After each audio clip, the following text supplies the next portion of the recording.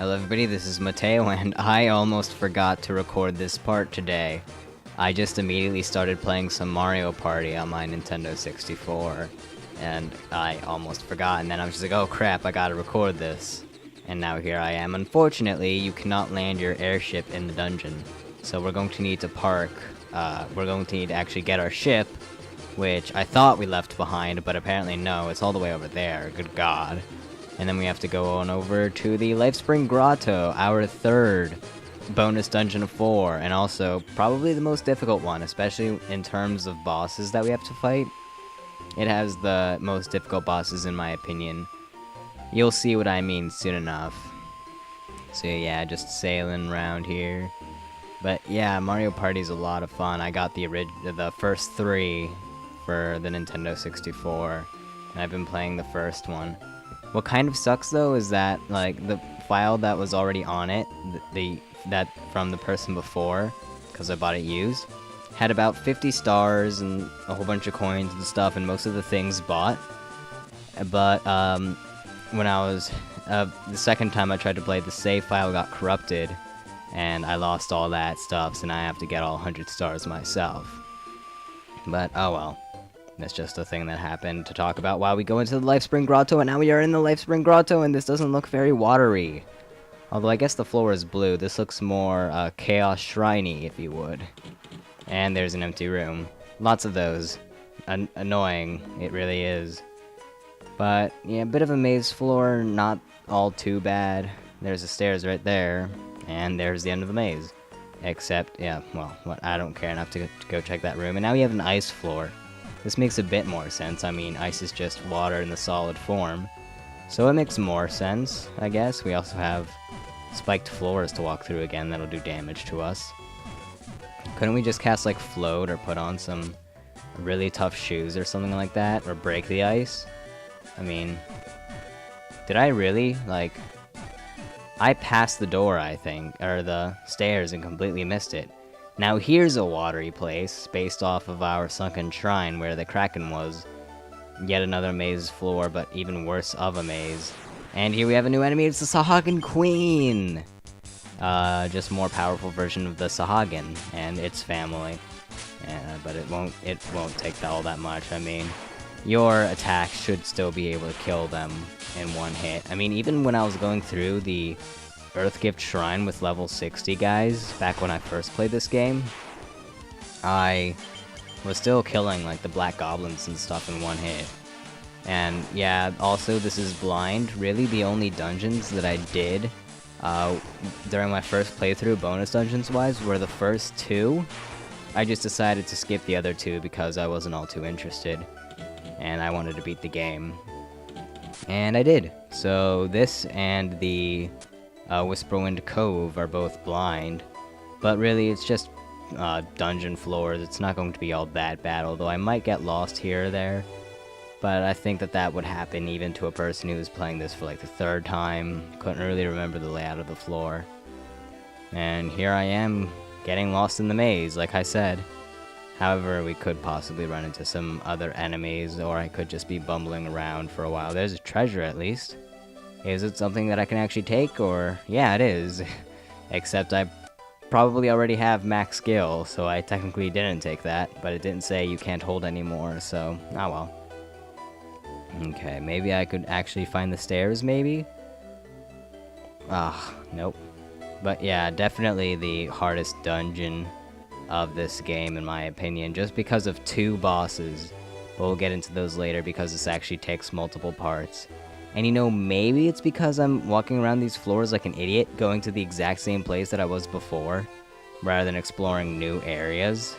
But, nah, maybe, I don't know, that's just a hunch. I mean, I guess this whole thing, it lets me, like, go back and, like, see how dumb I was back in the past, and be like, dude, there was a right turn all along, you could have gone there. I'm pretty sure the stairs aren't in a door, though. They're just lying out in the open somewhere. So, yeah. Oh, more battles that I'm cutting out. Good thing I'm cutting out the battles, otherwise this would take twice as long, I swear. Like, it's kind of like Mother in that sense, where there are a ton of battles and it practically doubles the length of the game. Oh, I can't hold it anymore. And it's a dead end. Yay! I love those. But it's still a pretty good game. Heck, I'd say that Mother is probably my favorite NES game. Definitely, actually. I've been, like, talking to some friends that play video games and stuff and, like, I've recommended Mother to, like, 3 or 4 people. There's the stairs! And this place is not watery in the slightest. I mean, I guess you have water in the gas form, in the form of the clouds, but... really, it's more of a wind-type place. I mean, this is specifically the Flying Fortress, not a water-type area. Oh well. I'm not the one who designed the game, so who am I to judge? Now, if I could actually find the stairs again, that would be great. Or the teleporter, whatever the heck it is in this floor. Yeah, I've been recommending Mother to a couple of people. One person said it looked horrible, and I was like, oh no! No, it's not! And that kind of stuff, but I mean, other than that... No, I'm running out of things to talk about already, and we're already like a third of the way through this video, a little more. Ah, that's good. Maybe if I could actually find the stairs, that would be good, or run into an enemy or something that I can talk about and say how weak and puny it is compared to my might of my level 99 characters. But apparently everything that I'm running into is, well, same old, same old. And I even said, like, 20 to 25% of our Bestiary are in these bonus dungeons. So where are all the new enemies? I have no idea. Well, they generally do come in at later levels. Okay, here's an interesting floor. Yeah, so you have to talk to all these mermaids and figure out where the sword is. The exact scenario of who you need to talk about and stuff like that, it will be different. Like when I was going through this dungeon the second time to get to the guy, or get to the other boss at floor 30. This thing is 30 floors, by the way. There was a different scenario of pattern of mermaids that I had to talk to, and then the sword was in a different place. But you need to talk to this person. Oh, quickly. This dungeon contains spoilers for Final Fantasy V, so if you don't want to be spoiled on that, you should stop watching right now. Otherwise, you're good. But, yeah, I haven't played all the way through Final Fantasy V. I got close, but I was bad at picking jobs and stuff. So I had a really difficult time and then just kind of gave up in the final dungeon. Which is the exact same thing that happened in Final Fantasy III. So, there's that. I'll play through it eventually. Probably closer to when I'm going to do a Let's Play on it. But I want to do the Final Fantasies in order. Says the guy who did number 4 first. Well, I'm going to do 4 again. I'm probably going to do 2 and 3 before that. Okay, so there's nothing here. Think that this is the scenario where the sword actually ends up there, but you have to talk to the mermaids to trigger the events that causes the sword to appear there. But it's all going up to be something really neat. Okay, so there we go. Yeah, okay, so now the sword will appear where I was earlier, where I was just saying where it would be. So let's go ahead. So you actually have to pay attention to what they're saying. Otherwise you'll have no idea what to do. So let's go up here, and then magically the sword is actually here, and that looks like a Excalibur. Huh. A second Excalibur. Alright. Oh. Yeah, well, yeah. Well, I guess I already have an Excalibur. You can have it if you want. And here we have Gilgamesh. It would be really cool if they put Battle on the Big Bridge as his song, but nope, we got generic boss fight music. Actually, this is the Fiend's music. I think all of them play the Fiend music. Well, either way, he hits very hard. Holy crap. That is like the hardest that any enemy's hit so far. But, well, do your regular thing. You might want to do Proterra first thing before you haste, and, well, you can have your Black Wizard haste, but definitely get Proterra up ASAP. And an Invisira. But then after that, it's pretty much the same old, same old. And he will cast Protect on himself. I think this is the first time that we see a boss buffing itself. Or an enemy in general, for that matter. So let's go ahead, set up Invisira. Maybe Yeah, no, yeah, I don't, stupid sounds continuously. No, we're going to go ahead and cure Aga, the red mage, because he took quite a beating. And apparently cure, or protect is rather ineffective for Gilgamesh. Oh, that didn't heal all too much. Is there a more powerful cure spell? I'm pretty sure there isn't. Huh, oh well. And Flare didn't do all too much compared to my fighters, but definitely once you get the buffs up on the fighters, they're going to do massive damage, and there's going to be no way you can beat them. And you know, that was actually kind of challenging. I mean, he got some pretty good hits off, but he just wasn't able to carry through. And we got the Genji gloves, and, well, a door opened. I actually didn't hear it when I was first playing, but I heard the sound effect now. You probably didn't past my talking, but, well, there you go. Now, I would put on the Genji gloves, and I think I actually am, but the Protect Ring protects against all status ailments, so you might want to keep that. But Genji gloves are really good defensively, as though our knight didn't have enough defense already. Well, then again, oh, he didn't hit the knight, so we don't know how much damage he would have done. That altar will bring you to the exit. Well, you'll leave the dungeon, but you don't want to do that. We still have other monsters to kill and stuff. Yeah, now we're in a bit of a maze, a library full of scholars and stuff like that. No enemies appear here. We just gotta make it through the maze and be annoyed by the scholars who keep on walking in our way. So that's a thing, and that's an annoying thing at that. But yeah, Gilgamesh is pretty cool. I like him. He appears in other Final Fantasy games as well, but I'm pretty sure that Final Fantasy V was his debut. Isn't this Gilgamesh based on, like, a character from Japanese mythology or something like that? Could have sworn that there was a Gilgamesh in mythology, and it was kind of like the Gilgamesh we have here. Oh, well, I don't really remember. Somebody will probably tell me in the comments. Or somebody will just look it up on Wikipedia and then tell me it on the comments. Well, either way, eventually I'll know, maybe. I could just Wikipedia it myself, but I'll probably forget and be lazy. More than likely, well, both of them, to be honest. So, yeah. And here we have yet another water floor. That one wasn't that bad, though, and, well, talk about water floors. Yeah, excuse me. Seriously, though, wow, this town is flooded by water, which is really neat. I almost wish that there was a town that was flooded by water.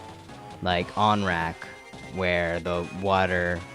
the entrance to the water crystal dungeon is located. If it were flooded by water, and that was to show, like, hey, the water's messing up, you gotta go save it.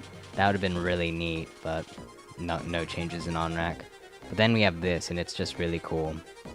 Now, you have to go into one of the doors here, and that'll bring you to the next floor. Turns out it's that one. I'm not sure if it's random for every single one, or if it just happens to be that one. But either way, you have to go through a door, and you'll be able to get through to the next floor. And here we have yet another maze. This looks like a maze of rooms, like a couple of floors on the Sunken Shrine were. There's a useless silver apple. You see, it would be useful if you didn't have max HP on all your characters, but I'm pretty sure that every single character gets max HP at some point. I mean, heck, even the Black Wizard got max HP, and he's normally really bad in the HP department. I mean, he had like half the HP that the Knight had when he maxed his HP, almost, and he still eventually got it. Although later on, when HP limits get higher, like 9,999, your Black Mage will probably still only have, like, 3,000, 4,000, maybe even 5,000, depending on the game, and I forgot to turn off Skype. And luckily it didn't make a beeping noise for whatever reason. So click, Skype, by the way, we're fighting a boss. Okay, enough clicking. Atomos, in the... excuse me, that cough. In Final Fantasy V, he will suck you in and slowly, and then once he sucks in your character, they're gone from the battle. He doesn't do that in this game, although I think he might try to suck in one of your characters and either do a bunch of damage to them or automatically kill them. Well, let's figure out. Okay, yeah, it's an auto-kill attack, but it failed, which is good. Other than that, not too bad. Buff up normally, protect, well, rather Protera and Viscera, Temper and Haste, and Flare.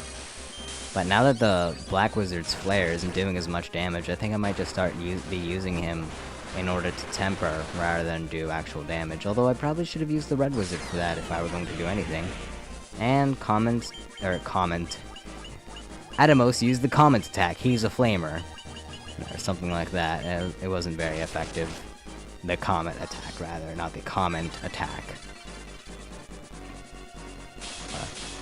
Yeah. God. I can't talk. Why am I doing this? I should go back to playing Mario Party. No, we're almost done here. How much time is left? I kind of moved the mouse away. Okay, we have about, like, 2 minutes left. I kind of moved the mouse away from the timer, and I keep it there just so I don't, like, go overtime talking and then get cut off or whatever. Which has happened anyways, but, well, it's being prevented, at least somewhat now. So, yay!